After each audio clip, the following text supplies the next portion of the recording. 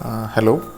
In the previous lecture, we had given an introduction to input-output devices and memory mapped I/O, I/O mapped I/O, and buses.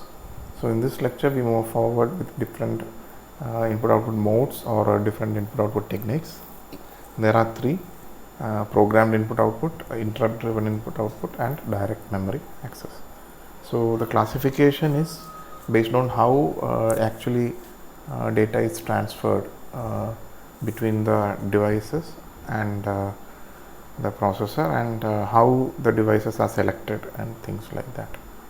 Okay, it is not how, like earlier, that input out memory mapping or input output mapping was based on how the processor views a device, input output device, but here it is not that. It is on how the data transfer is taking place. That distinction is significant.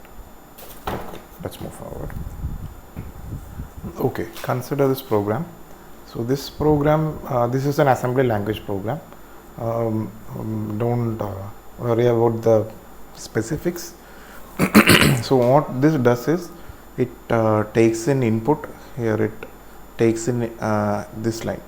It takes in input, that is, reads the character from the keyboard and sends the character to the display. That is, one by one it takes one input from the keyboard and displays to the display, outputs to the display till you hit an enter. Okay, till you hit an enter, whatever input characters you are entering, it reads and displays, and till you hit an enter. So the catch here is that, if you see here, this from this line, it is being branched to here, right? It is branching to here. Till what point? Till this status is somehow enabled. That is using this S input, that is a status flag used for this particular program and device. So the thing is that when the keyboard is entering some data, or the keyboard, when the user presses some key and the keyboard is entering some data to the processor, then this status flag gets enabled, and then only this program moves forward. Till then, what is happening? It keeps on looping here, right? It keeps on looping here. Also here, here the processor checks for this status flag S out, that is whether the display is ready or not. So till the display is ready, the processor keeps looping here, right? So, and the thing is that the problem with this is, when the processor is looping here, it is not doing anything. Also, when the processor is just looping here, it is not doing anything. That is just waiting for some input to come. It is just waiting here. It is not doing anything. This type of control or input output mode is called as a program controlled or programmed I/O. Okay, that is, here the processor polls the devices, keeps on polling the devices. It keeps on checking a status flag. It repeatedly checks a status flag, and unless and until that status flag is done or enabled or gets a specific value, it keeps on looping in some certain area. That is just for some trivial process, not trivial, let's say for some process of inputting and outputting, the processor halts, stops any other process and just goes for this. So this is a huge waste of time, right? And this anyway, that is the disadvantage of a program control or programmed I/O. But remember this type of input output method or mode, in which the processor runs a program to keep on polling. Okay, POLL, keep on polling for input output devices. It's called program controlled I/O. The disadvantage is that during this, when the processor is trying to do this, no other process can take place. Okay, So the other two modes are interrupts and direct interrupt driven and direct memory access. So those two sort of solve this issue of the processor being idle and not doing any other process.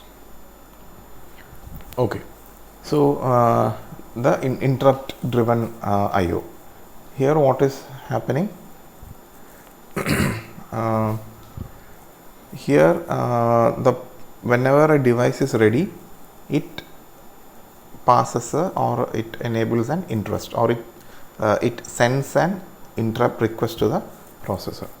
So what is a processor? What is an interrupt?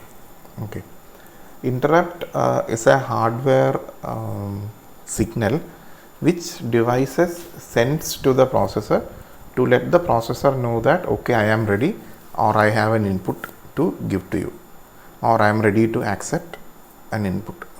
Okay, that is called as an interrupt. It is a hardware signal. Each device will be connected to the processor via some circuitry, right? So one line will be given as an interrupt. So it will allow the processor to know that okay, some interrupt is there and some device wants to communicate. The advantage is that the processor need not keep on checking whether any device needs servicing. Okay, so what a device sends an interrupt request, and the processor, if it is ready, it gives an interrupt acknowledge. Okay, that is, if the processor is entertaining that interrupt, it gives an interrupt acknowledge, and once it is ready to do whatever, if it accepts the interrupt, it does what is called as an interrupt service routine. Okay, so interrupt request, interrupt acknowledge, and interrupt service routine. So this is how an interrupt actually happens. Suppose this program is running, that is, the processor is doing some process. This is the actual process that has to be done, and suppose an interrupt occurs when the processor is doing this ith step. What happens? The processor stops if it decides to entertain the particular interrupt, and there are some conditions for the processor to entertain interrupts. That is, it need not entertain all interrupts always. Okay, so if it decides to entertain the interrupts, what it does is it goes to what is called as what we mentioned earlier as the interrupt service routine. But before branching to here, what it does is there may be some data being used here, right? Some register values will be used in some way, whatever temporary data will be there. All those things will be saved in the stack. Okay, that is one of the main purposes of a stack. Whenever there is a branching occurring like this, whenever there is a function call or a interrupt service routine comes, whatever data it's temporarily being used, whatever the state of the register is, whatever flags are there, all those things will be stored in the stack, pushed into the stack, and it moves into the interrupt service routine, executes that, and comes back to the next step. Before coming back to the next step, all the temporary data which was earlier stored in the stack will be popped back into the corresponding locations, and the execution continues. So once more, process is happening, interrupt request comes here. If it chooses to accept the interrupt, obviously it will send an interrupt acknowledge signal back. Then what happens? The processor pushes all the relevant data pertaining to this process or this program into the stack. It goes into the new process, interrupt service routine. It does that process. It pops the details back into the relevant registers and memory locations, and it continues with the process. This is how an interrupt is actually done, or an interrupt service routine. This is how it is done. Okay, interrupt service routine and a subroutine or a function, let's say in the language of a high level language, interrupt service routine and a function or a subroutine. both are very similar. The similarity is that whenever it is a subroutine is called or an interrupt service routine is implemented, whatever data is there for the current process, it is saved somewhere, and usually it is done in the pushed into the stack. Okay, and whenever that subroutine or interrupt service routine is done, before it comes back, the data is popped back. The dissimilarity is that subroutine is usually done, or it is usually called as a part of the program being executed. Okay. And there may be some common parameters or variables or data, but when an interrupt service routine is called, it is completely different to what is actually being done. Okay, that is the difference, and it is sort of a logical difference. But from the point of view of implementing an interrupt service routine and a subroutine, both are very much similar. Okay, so we have seen how we like what an interrupt is and what an interrupt driven input output is, but that we saw for a single device, right? We consider only one device. But what happens when we have multiple devices? That is an issue, because in real life computing systems, most of the things you see in a computer, that is not only the keyboard, mouse and things like that, everything in your computer other than the processor, that is a peripheral. That is what you call as a motherboard. Most of the chips and devices and things like your sound card, modem card, whatever, all those things are actually peripheral devices. So there will be an n number of peripheral devices in a processor, in a computing system. So how do you do this, right? So the first question is, how can the processor recognize the device requesting an interrupt? That is, how does it know which device is requesting the interrupt? And the second thing is, the interrupt service routines for these different devices it should be stored in the memory or of the processor.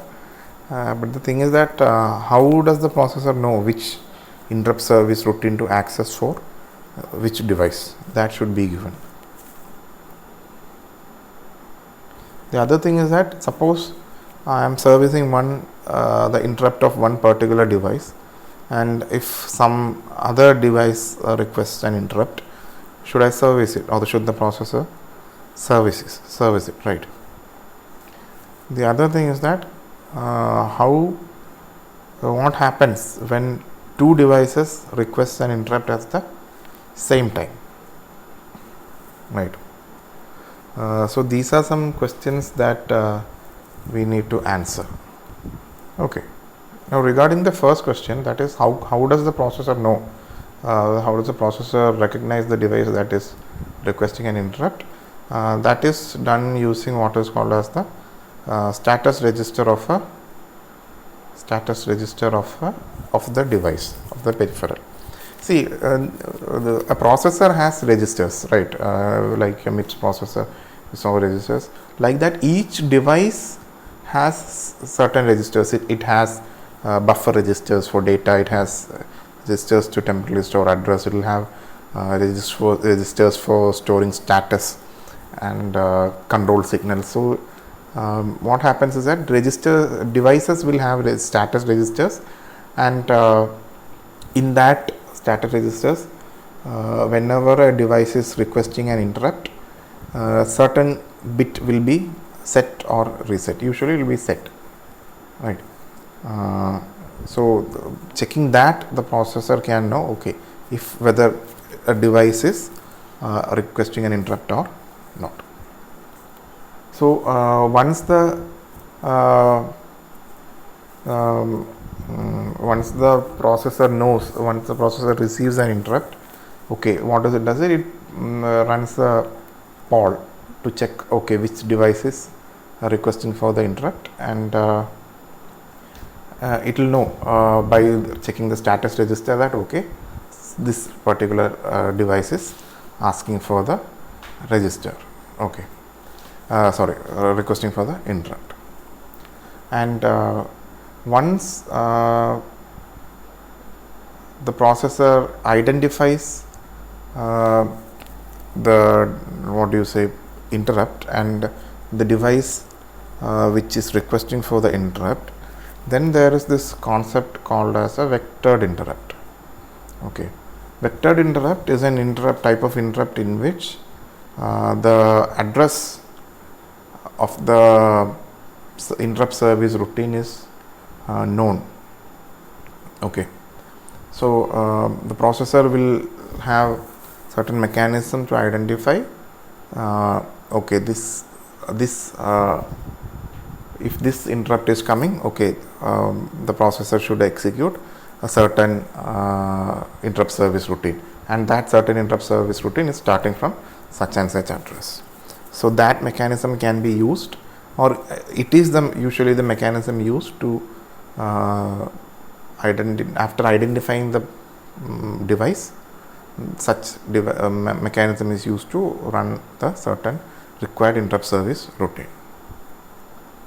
The other thing is that what happens when simultaneous requests come. So that is done using the concept of priority. Okay, certain devices will have a higher priority and certain devices will have a lower priority. So and so if some simultaneous interrupt requests come, depending on the priority, the interrupt service routine will be executed.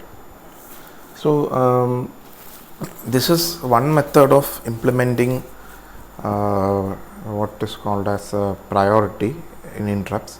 So a processor, usually processors will contain multiple inputs for interrupts. Okay, it's not like there will be just one line for interrupt. It may contain depending on the processor, there may be multiple input for the interrupt. So what it does is and each interrupt will have interrupt input line will have a certain priority. So one easy way is to connect each single device to one interrupt input each, so that the processor knows when one interrupt is coming. Say suppose if interrupt 1 is coming, it knows that the device interrupt 1 is requesting for the interrupt, it knows, and it will have a certain priority and it will have a certain interrupt service routine, and if it is going to accept, then interrupt acknowledge 1 will be passed. Similarly for each device. Okay. Another method is that there will be multiple devices will be connected to only one interrupt. Okay, and there will be only one interrupt acknowledge line for all the devices. Then the problem is that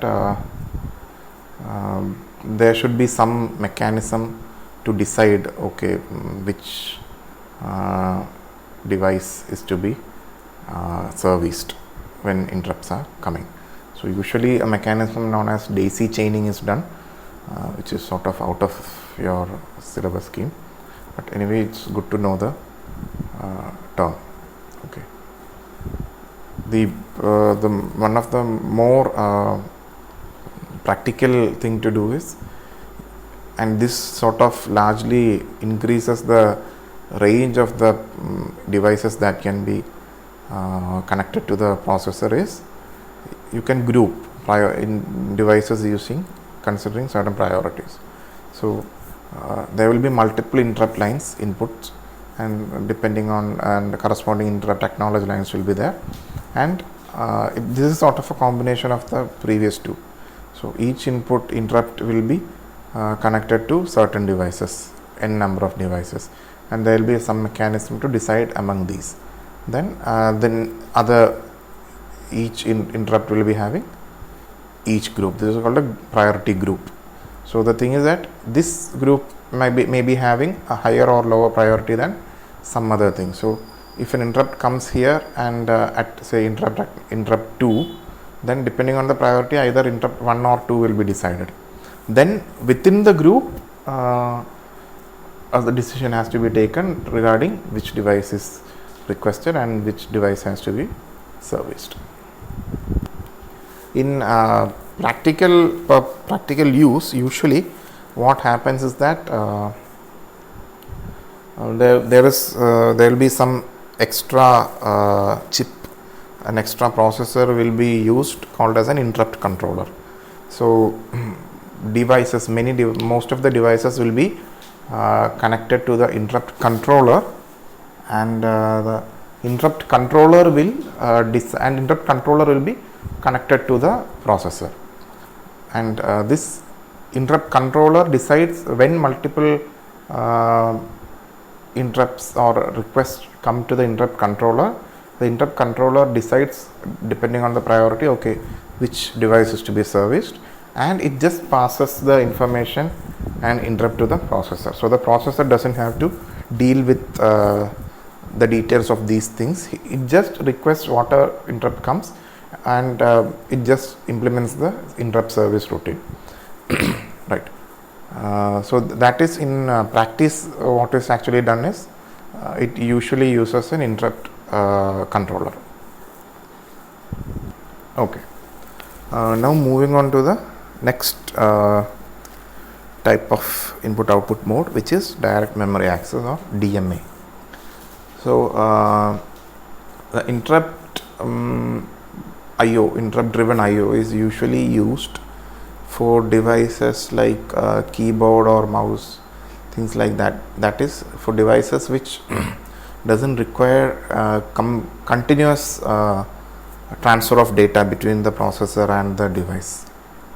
But direct memory access is used when there is a requirement of transferring large chunks of data, large data.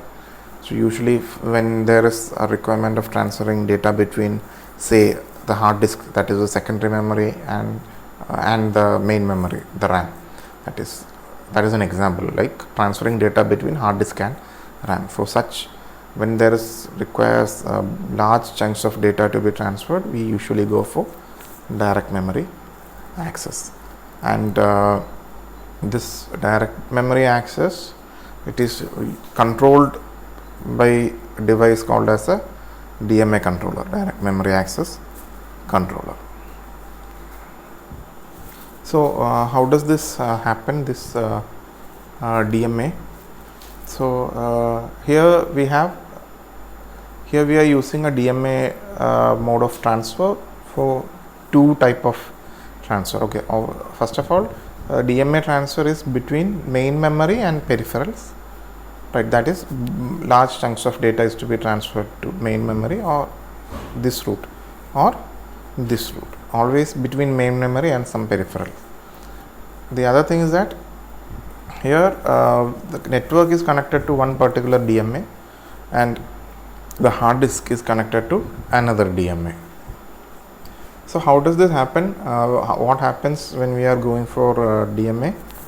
When this DMA is happening, the system bus is given to the control over the system bus is given to the DMA control. Suppose we are using some data is to be transferred from the network to the main memory. The control over the system bus is given to the DMA controller, particular DMA controller that is in action now. Okay, and the DMA controller takes control of the system bus and transfers the data between the device it is servicing and the main memory. Okay, so this is how DMA controller works basically in a very rudimentary level. But when you say the bus is being handled by main memory, it doesn't mean that the processor is necessarily idle. Okay, so the processor may be doing some process within, but when it needs the access of main memory, there are some methods to use it, because the instructions are in the main memory, right? There is no facility to store the instructions in the processor. So there will be some communication between the processor and main memory, but there will also be most of the time the communication will be between the DMA controller and the main memory. Okay, it's just that the DMA device or DMA controller is given a priority over the processor's request for the bus. Okay, and among DMA devices, high speed peripherals, that is disk, internet cards, those kind of things are given higher priorities. Okay, then the next thing you should know is two modes of transfer, or within the DMA there are two modes called as cycle stealing and the burst mode, block mode or burst mode. Okay, the thing is that in cycle stealing, what happens is that the processor will be accessing the bus for its usual requirement. In between, what happens is that the DMA controller steals some memory cycles, right? That is, suppose the processor is executing an instruction, and once the instruction is taken, taken into the instruction register which is in the processor. Then for some certain cycles, clock cycles, the processor may not need the system bus, right? It will be doing the process in between. During that time, the DMA controller transfers some data between the main memory and the device which it is servicing. That sort of DMA transfer is called as cycle stealing. That is, when the processor is not accessing the main memory, DMA transfer will occur. That sort of thing is called as a cycle stealing. The other thing is called as a block or burst mode, in which the full time data transfer is done by DMA only, and the processor, for such transfer, the processor is not given any control over the bus. Okay, the next concept that you should know is called as bus arbitration. Right. Earlier I had mentioned that there could be and there will be multiple devices which are transferring data using DMA, right? So there is a chance that there could be a conflict between multiple DMA controllers and also with the processor. So to avoid this, we are using the concept of bus arbitration, and there will be some devices, there may be some dedicated device, or the DMA controllers themselves will sort this out. Okay, so at any given point of time, suppose a certain device is having control over the bus, that device is called as a bus master. Okay, so once a device acquires control and it becomes the bus master, then it will keep on till transferring data, and unless and until it relinquishes or it gives up the control over the bus, other devices cannot use the bus. So bus arbitration is required because it's not like one device becomes a bus master and it doesn't give up the control over the bus at all, right? So for that, two methods are there: centralized and distributed. In centralized bus arbitration, what happens is that a single bus arbitrator device will be there, right? A certain specific device like a DMA controller, certain dedicated device will be there for doing this purpose, for this arbitration of bus. The other thing is that distributed, and in distributed, what happens is that like earlier, some method, daisy chaining, some method was there for deciding the priority of the interrupts, right? Like that, the devices, the bus masters or the devices, DMA controllers themselves, they will decide, okay, they will come to an understanding regarding which device or which DMA controller should become the next bus master. So with that, I am stopping the topic of input output devices, and in the next lecture we will start with standard ports, okay, standard input output ports. Thank you.